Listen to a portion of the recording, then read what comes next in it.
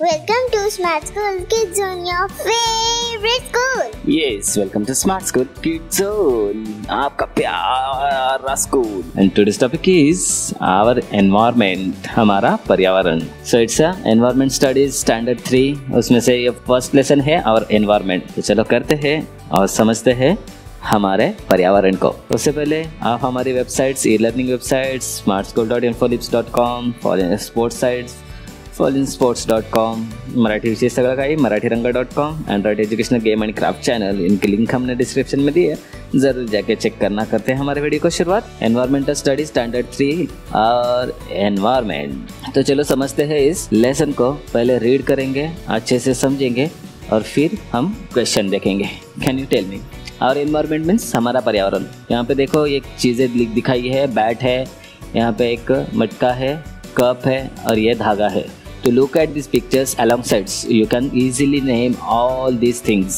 तो ये जो पिक्चर है उनके नाम आप आराम से बता सकते हो, इजीली बता सकते हो. What materials are they made from? और किससे ये बने हुए हैं ये भी बता सकते हो. Where do we find these materials? ये मटेरियल कहाँ पे मिलता है ये भी पता है हमें. And what are the uses of these things? और इन चीज़ों का क्या इस्तेमाल करते हैं तो ये भी. तो सबसे पहले हमने इसका नाम देखा, बैट. ये कहाँ पे यूज होते हैं? क्रिकेट खेलने के लिए. ये किससे बनती है? लकड़ी से, मतलब वुडन से. करेक्ट. तो ये पहला होगा. ये क्या है? मिट्टी का घड़ा. तो ये इसका यूज़ क्या होता है? पानी रखने के लिए. और ये बनता कहाँ से है? मिट्टी से. सिमिलर ये भी कप है जो चाय पीने के लिए इस्तेमाल करते हैं और ये बनता है मिट्टी से. ये है धागा, तो इसका हम कपड़े सीने के लिए इस्तेमाल करता है और ये बनता कैसे है? कॉटन से.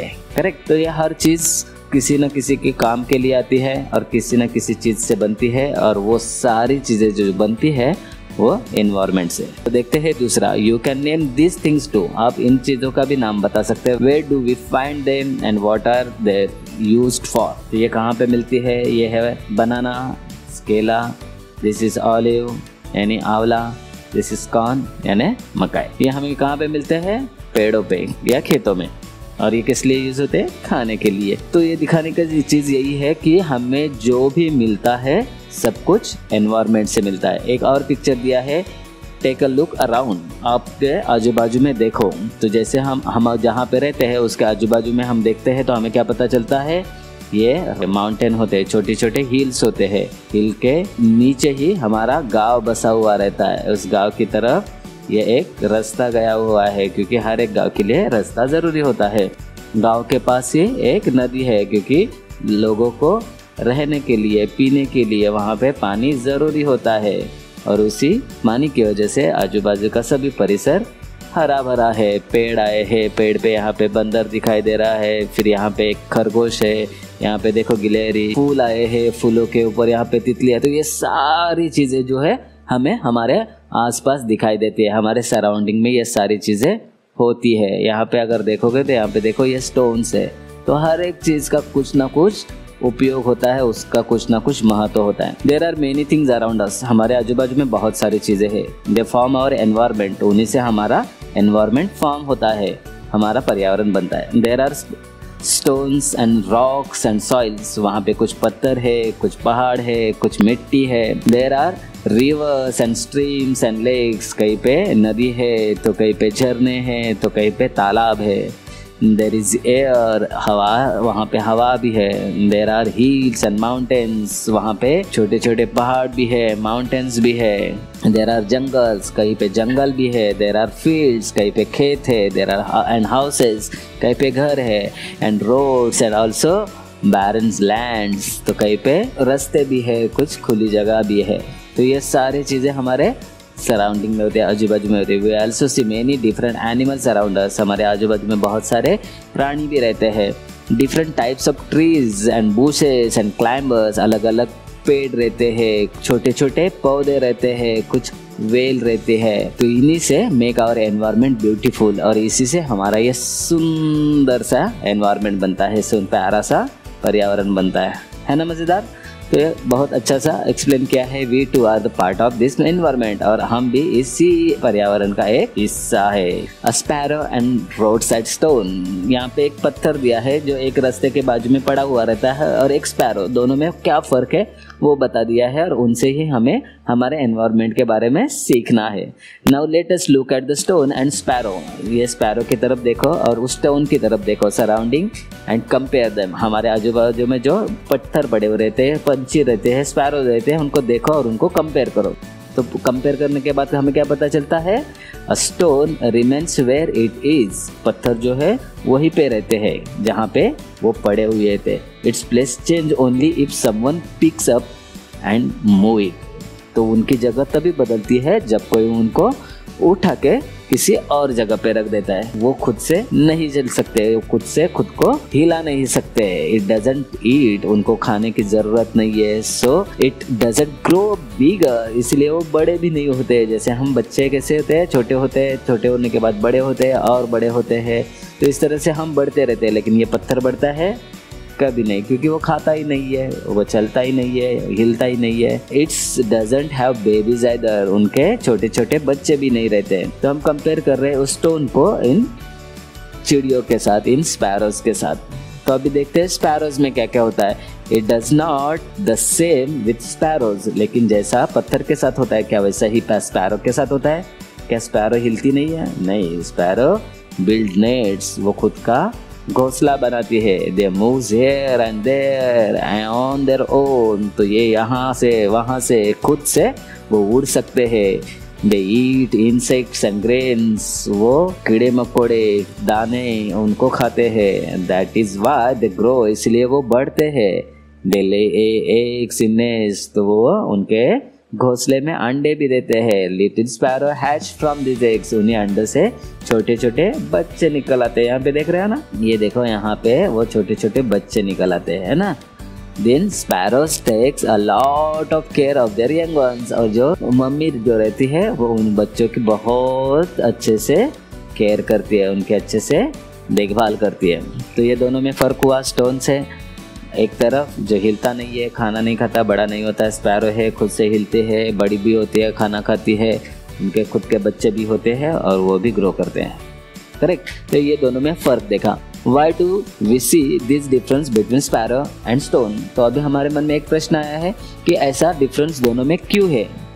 तो चलो देखते हैं उसका भी answer. The sparrow is living thing and the stone is non living thing, क्योंकि स्पैरो जो है वो लिविंग थिंग्स है, वो जिंदा वस्तु है, और ये स्टोन जो है वो नॉन लिविंग है, जिसके अंदर जान नहीं है। तो ये दोनों में फर्क है। Things in our surrounding from two groups, तो इसका मतलब हमारे सराउंडिंग में जितने भी थिंग्स रहते हैं वो दो ग्रुप्स में बटे हुए हैं। एक ग्रुप है लिविंग थिंग्स एंड दूसरा है नॉन लिविंग थिंग्स, मतलब एक जीवित चीजों का है और दूसरा है अजीवित चीजों का जो जिंदा नहीं होते। Living things are two kinds. Again living thing जो है वो फिर से दो प्रकार के होते हैं। एक प्लांट्स होते हैं एंड एनिमल्स, वनस्पति होते हैं या तो वो प्राणी होते हैं। ओके, तो चलो देखते हैं एनिमल्स की क्या खासियत है और प्लांट्स की क्या खासियत है। Animals have babies and seedlings grow from seeds. तो एनिमल्स उनके बेबीज होते हैं और सीडलिंग्स प्लांट्स जो होते हैं वो कहाँ से बढ़ते हैं? सीड से, मतलब उनके बीज से।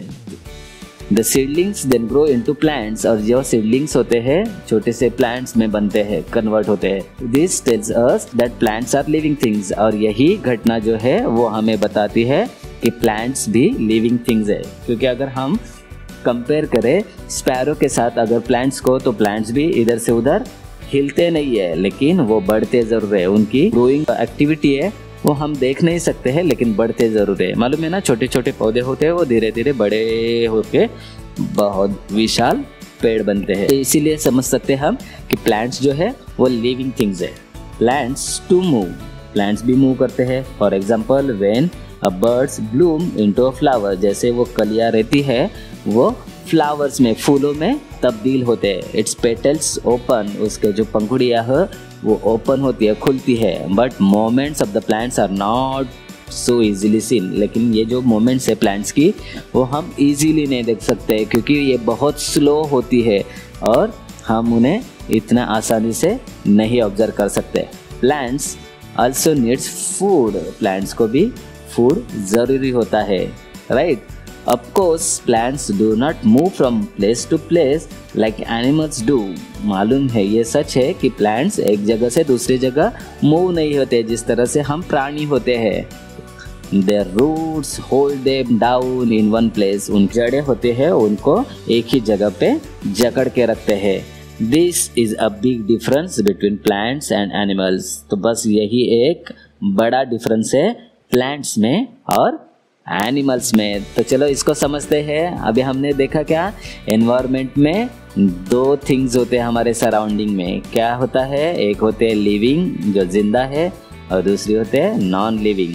लिविंग में फिर से दो हिस्से बनते हैं, एक होता है एनिमल्स और दूसरा होता है प्लांट्स। ओके, तो समझ में आ रहा है ना अच्छे से।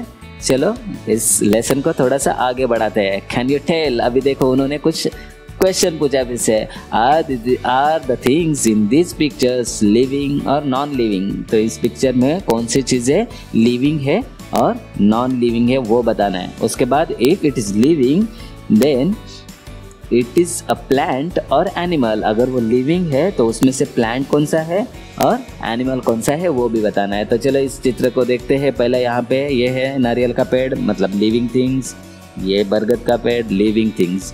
खरगोश है, rabbit, living things. Frog, living things. ये गैस का सिलेंडर है तो ये नॉन लिविंग थिंग्स। ये ग्लास है, ये भी नॉन लिविंग थिंग्स। प्लांट है, लिविंग थिंग्स। ये कढ़ाई है, it is non living things. तो नॉन लिविंग थिंग्स कौन सा है पता चला। अभी लिविंग थिंग्स में उन्होंने क्या बोला है, उसमें से प्लांट्स कौन से है और एनिमल्स कौन से है। तो ये प्लांट है, ये भी प्लांट है और ये भी प्लांट है। एनिमल्स को ब्लू कलर देते हैं तो ये एनिमल है और ये भी एनिमल है। Frog, rabbit, these are animals. Okay, तो अभी हमें समझ में आया सराउंडिंग में दो प्रकार की चीज़ें होते हैं, living things, non living things. Living thing में फिर से दो प्रकार होते हैं, प्लांट्स एंड एनिमल्स। तो चलो चलते हैं हम आगे। यहाँ पे यूज योर ब्रेन पावर, अपने दिमाग पर जोर दो, अपने दिमाग की पावर का इस्तेमाल करो। Railway engines goes to and fro, it is living और नॉन लिविंग। जो रेलवे इंजन है वो आगे चलता है और किधर जाना है वहाँ पे जाता है और वहाँ से वापस आता है, तो वो लिविंग थिंग्स है या नॉन लिविंग थिंग्स। तो ये हमें पता है, it is non living things. दूसरा है wood comes from trees which are living things. A chair is made from wood. And now is the chair living or non living? तो अभी उन्होंने क्या बोला है कि जो लकड़ी रहती है वो हमें ट्रीज से मिलते हैं। जो ट्रीज हमने बोला है कि लिविंग थिंग्स है, तो उनसे बनी हुई जो चेयर है क्या वो लिविंग थिंग्स है या non living? Of course it is non living, क्योंकि पेड़ को काटने के बाद उनसे वुड मिलता है और उस वुड का फिर चेयर बनाते हैं। तो इसका मतलब वो लिविंग को हमने काट दिया है, तो अभी वो नॉन लिविंग बन गया, इसलिए बनी हुई चीज़ जो चेयर है वो भी नॉन लिविंग रहेंगी। Correct. Which birds do you see in your surrounding? तो बहुत सारे बर्ड्स है, खास करके हम स्पैरोज हमारे सराउंडिंग में नियर बाय हम क्या देखते हैं, स्पैरोज देखते हैं, क्रो देखते हैं, कुछ पिजन्स देखते हैं, तो कभी कभी कुछ अलग पंछी भी होते हैं तो वो भी देखते हैं। तो ज़्यादातर करके हम स्पैरो, क्रो एंड पिजन्स देखते हैं। ओके, उसके बाद the relationship between all these things in the environment. अभी ये सभी का एनवायरनमेंट में एक दूसरे से क्या रिलेशन है, एक दूसरे से क्या नाता है या रिश्ता है वो भी देखते हैं। Water and air are the part of the environment. तो इस एनवायरनमेंट का हिस्सा कौन है? ये पानी और हवा। All living things need them. सभी जिंदा वस्तुओं के लिए इन दोनों की ज़रूरत है। Living things are also need food, they get their food from the environment. Living things उनको हवा, पानी के साथ खाने की भी ज़रूरत होती है और वो उन्हें एनवायरनमेंट से मिलता है, पर्यावरण से ही मिलता है। Whatever living things need to survive, जो भी हमें जिंदा रहने के लिए ज़रूरी होता है वो सभी एनवायरनमेंट से। They get from their environment, तो वो सारी चीज़ें हमें एनवायरनमेंट से मिलती है। बर्ड्स बिल्ड द नेस्ट, जैसे बर्ड्स खुद का घोंसला बनाते हैं। दे नीड कॉटन, तो उनको कॉटन की भी ज़रूरत होती है। Twigs and threads to build them, तो ये घोंसला बनाने के लिए उनको कॉटन की भी ज़रूरत होती है, थ्रेड की भी ज़रूरत होते हैं। They get this things from the environment, और ये सारी चीज़ें उनको इसी एनवायरनमेंट से मिलती है ना।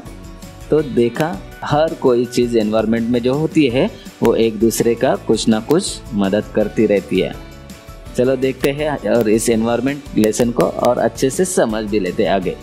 Human being use so many things from environment. हम इंसान भी एनवायरनमेंट से बहुत से सारी चीज़ें लेते हैं, इस्तेमाल करते हैं। वी गेट कॉटन, हमें कॉटन मिलता है, वूल मिलती है, एंड सिल्क फ्रॉम एनवायरनमेंट। तो ये सारी चीज़ें हमें एनवायरनमेंट से ही मिलती है। We weave clothes from them, तो उनके बाद हम उनसे कपड़े बुनते हैं। जैसे ये कॉटन है, कॉटन से धागा बनता है, कपड़ा बनता है, और इसी कपड़े से हम हमारे पहनने वाले कपड़े बनाते हैं, है ना।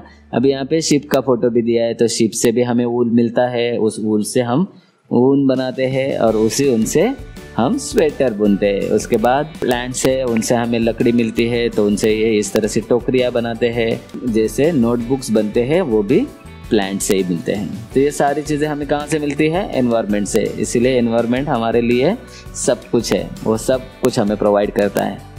We make things like mats, baskets, paper from the materials in our environment। तो ये सारी चीज़ें हम environment से ही बनाते हैं।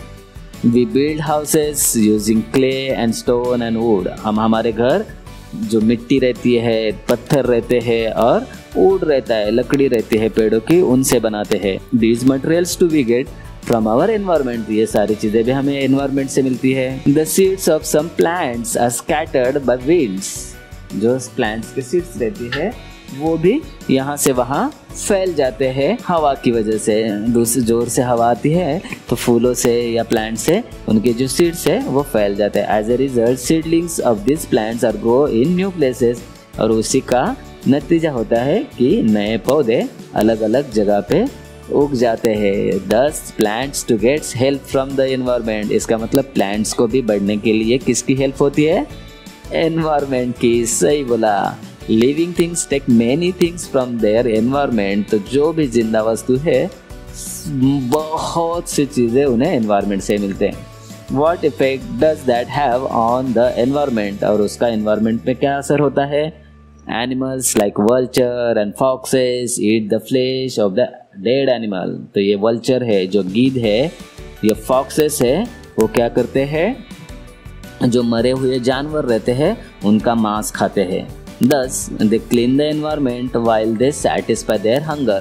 तो इस तरह से वो खुद की तो भूख मिटाते हैं लेकिन हमारा एनवायरनमेंट भी क्लीन करते हैं, क्योंकि मरे हुए जानवरों से गंदगी कितनी फैलती है, तो वो फैलने से पहले ही ये जानवर उसको खा जाते हैं। तो इसलिए हमारा एनवायरनमेंट क्लीन भी हो जाता है। तो एनवायरनमेंट खुद को भी क्लीन करवाता है। Correct. Remains of dead animals decay, they mix with the soil. तो जो बचा हुआ जो भी डेड एनिमल रहेगा, जो वल्चर्स और फॉक्स ने खाने के बाद भी सभी के सभी तो नहीं खाते हैं, कुछ बचा हुआ रहेगा, तो उसको ये जो सॉइल में मिक्स किया जाता है, जो जिसे माइक्रोब्स कहते हैं। Leaves fall off trees.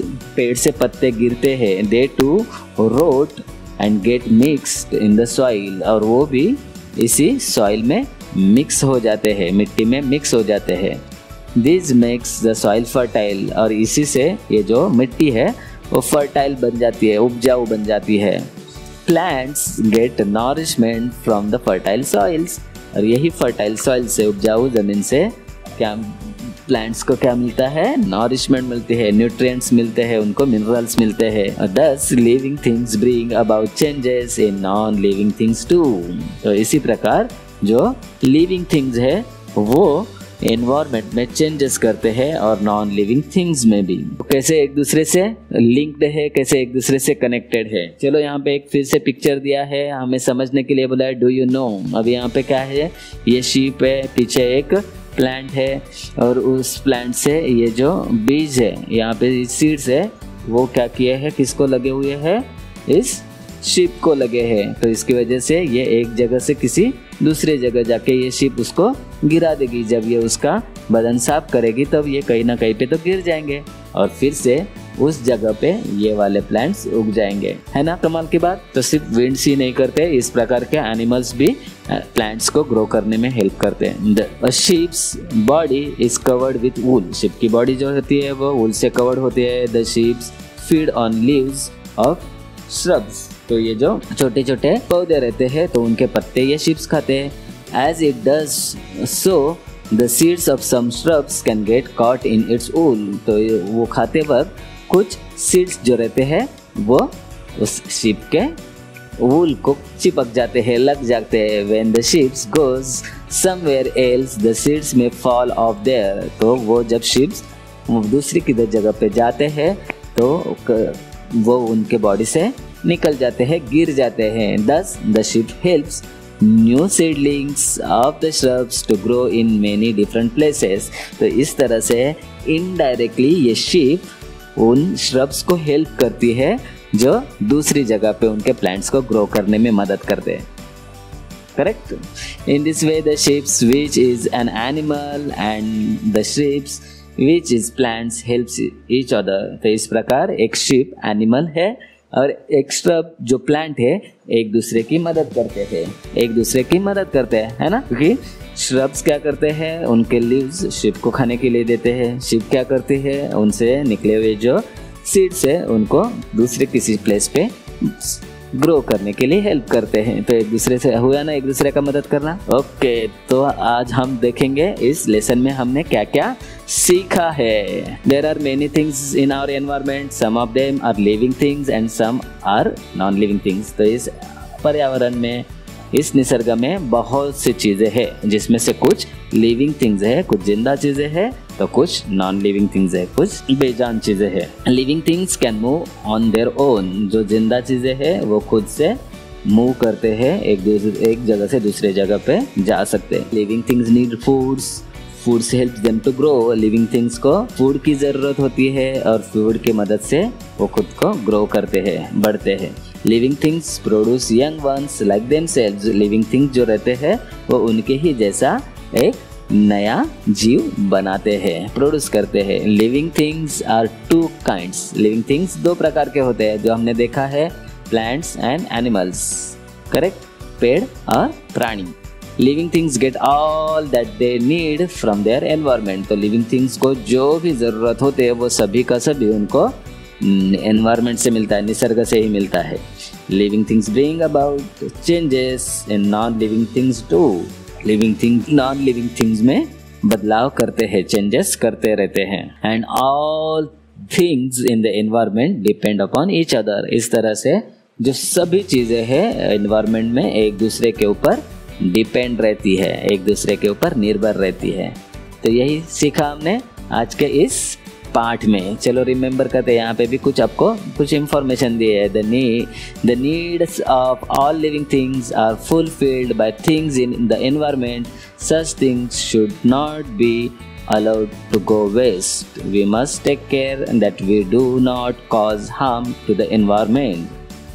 तो अभी हमें पता है कि हमारे लिए जो भी चीज़ें रहती है वो एनवायरनमेंट से मिलती है, इसीलिए हमें वेस्ट नहीं करना चाहिए. We should not be allowed to go waste. We must take care that. और हमें उन चीज़ों का अच्छे से ध्यान रखना है. Not cause harm to the environment. जिसकी वजह से एनवायरनमेंट को हार्म हो सके उस तरह का कोई भी कृत्य या कोई भी कार्य हमें नहीं करना है. ओके बच्चों, तो वीडियो ऑलरेडी बहुत बड़ी हो चुकी है, तो इस पार्ट में हम सिर्फ ये लेसन को एक्सप्लेन किया हुआ देखेंगे. इसके क्वेश्चन आंसर हम दूसरे पार्ट में देखेंगे. ठीक है, तो मिलते हैं. तो आज की वीडियो बस हम यहीं पे ख़त्म करते हैं. वीडियो अच्छी लगी हो और आपको ये लेसन समझा हो तो प्लीज़ वीडियो को लाइक, कमेंट और शेयर कर दीजिएगा. चैनल पे नए हो तो प्लीज़ सब्सक्राइब करो और बेल आइकॉन भी प्रेस करके रखो. मिलते हैं नेक्स्ट वीडियो में इसी के क्वेश्चन आंसर के साथ. तब तक के लिए बाय बाय. हंसो, खेलो और मज़े से सीखो स्मार्ट स्कूल के साथ. Bye bye.